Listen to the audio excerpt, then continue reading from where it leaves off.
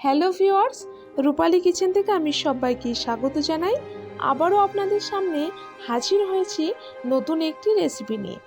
আজকে আমি আপনাদেরকে বানিয়ে দেখাবো রাতের বেঁচে যাওয়া বাসি রুটি দিয়ে দারুণ মজাদার একটি রেসিপি। আর এটা ঝটপট বানিয়ে নেওয়া যায় আর খেতেও অসাধারণ লাগে। আর আপনারা কিন্তু চাইলে বাচ্চাদের সকালে টিফিনেও এটা বানিয়ে দিতে পারেন। তাহলে আর দেরি কিসের, চলুন আজকের এই রেসিপিটি আপনাদের সঙ্গে শেয়ার করা যাক। এখানে আমি 4 পিস রুটি নিয়ে নিয়েছি। এটা গতকাল রাতের বেঁচে যাওয়া রুটি, আর এটা কিন্তু ঘি দিয়ে সেঁকে নিয়েছিলাম। অবশ্যই কিন্তু ঘি দিয়ে সেঁকা রুটিটি ব্যবহার করবেন, তাহলে বেশি ভালো হবে।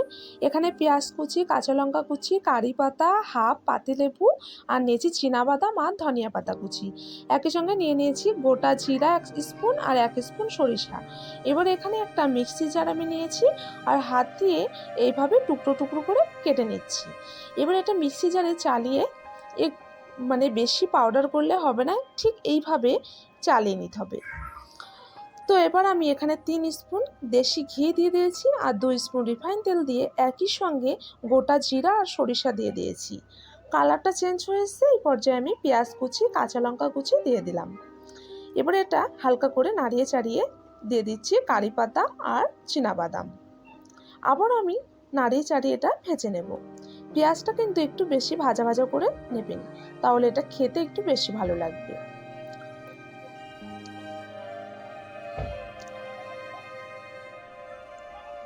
এবার দিয়ে দিচ্ছি স্বাদ মতো লবণ, একই সঙ্গে 1 স্পুন কাশ্মীরি লঙ্কা আর 1 স্পুন হলুদের গুঁড়ো। এটা দিয়ে ভালো করে আবার নাড়িয়ে চাড়িয়ে ভেজে নেব।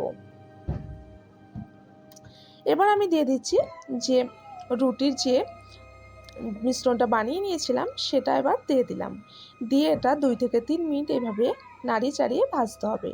আর হ্যাঁ, এটা মনে রাখবেন, গ্যাসের ফ্লেম কিন্তু লো টু মিডিয়াম রেখে এটা ভেজে নেবেন।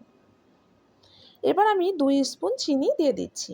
একই সঙ্গে দিয়ে দিচ্ছি ধনিয়া পাতা কুচি আর একটু জল দিয়ে দেব। এতে করে কিন্তু এটা অনেকটা সফট হয়ে আসবে। আবার আমি 1 থেকে 2 মিনিট এইভাবে নাড়িয়ে চাড়িয়ে এটা আমি এবার ঢাকা দিয়ে রাখবো 3 থেকে 4 মিনিট। তো 4 মিনিট পর ফিরে এসেছি। দেখতে পাচ্ছেন এটা কিন্তু চিনিটা রুটির সঙ্গে কিন্তু একদমই মেল্ট হয়ে এসেছে। যেহেতু আমি এটা ঢাকা দিয়ে রেখেছিলাম আর একটু জল অ্যাড করে দিয়েছিলাম। অবশ্যই কিন্তু এইভাবে বানিয়ে নেবেন। আবারও আমি এটা 3 থেকে 4 মিনিট এইভাবে নাড়িয়ে চাড়িয়ে ভাজতে থাকবো। এবার আমি এতে অ্যাড করে দিচ্ছি যে পাতিলেবুটা নিয়েছিলাম সেটা এবার এইভাবে রসটা চিপে এইভাবে দিয়ে দিতে হবে। আবারও আমি এটা নাড়িয়ে চাড়িয়ে ভেজে নেব।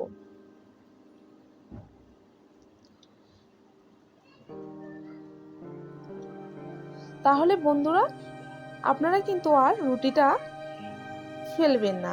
ঠিক এইভাবে যদি বানিয়ে নেন, খেতে কিন্তু অসাধারণ লাগে।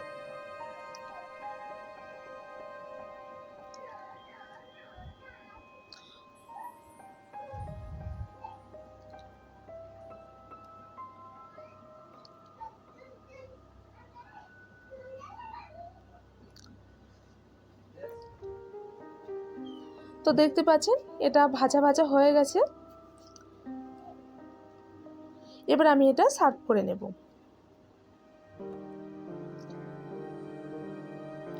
তো দেখুন বন্ধুরা, এটা আমার একটা প্লেটের মধ্যে আমি এটা নিয়ে নিয়েছি আর দেখতে কিন্তু অনেকটা সুন্দর হয়েছে।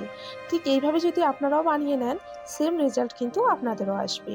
তাহলে আর দেরি কিসের, ঝটপট এরকম একটা রেসিপি বানিয়ে নেওয়া যায়।